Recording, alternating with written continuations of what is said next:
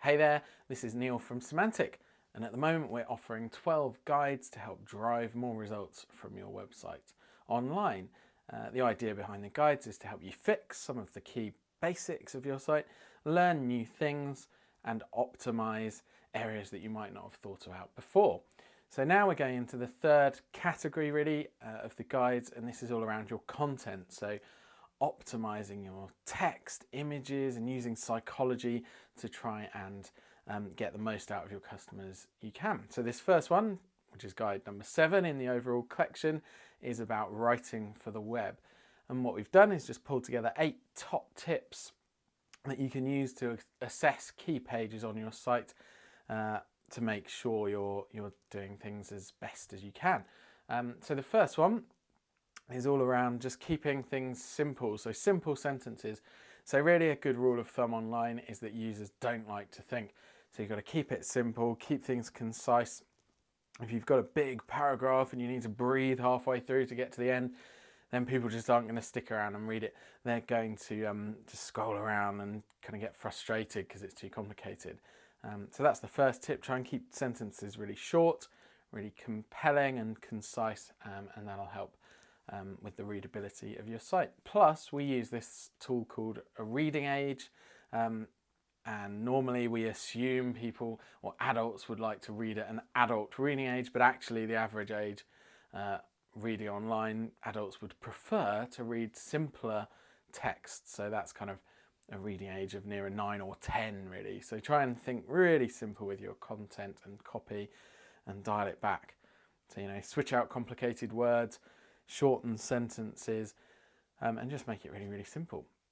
So the second tip is to use an active voice rather than a passive voice, just because it's more engaging. So we've got some examples in the guide. The third tip, is to show rather than tell. So give examples, give case studies, combine the text with really powerful imagery and videos as well, and then that'll help sell your product or experience much better.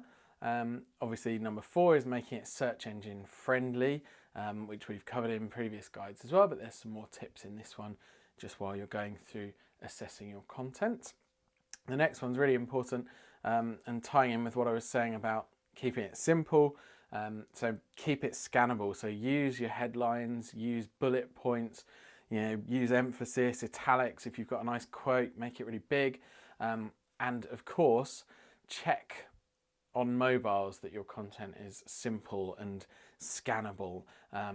If you've just got, say you've got 2 big paragraphs and they look fine on a desktop, as soon as you scale this down onto your little mobile phone screen, that's all of a sudden a big screen full of text, and users just get zoned out with that kind of stuff, unless it's a really high value purchase or something where they really dig into the detail. Otherwise, it's just too much.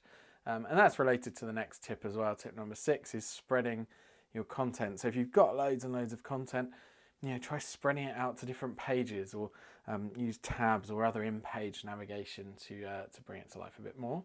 And of course, the next one, the penultimate tip, is around having a really clear call to action, and making sure that's visible as much as possible on the page.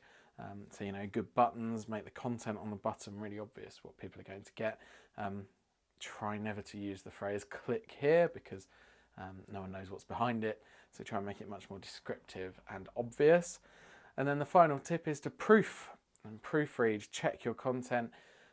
We see typos and grammatical issues all the time. There's various tools you can get online that can help with this in an ongoing basis. So we can help send recommendations through for those as well. But yeah, try and proof it, read through it.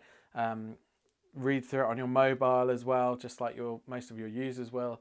Get friends or colleagues to look through it as well, and then hopefully that will catch everything and make your site look really polished, professional, and drive the results. All right, so that's 8 quick tips on writing for the web, but hopefully you find those useful. If you get stuck, obviously, give us a shout, and we'd love to know how you got on. All right, thanks very much.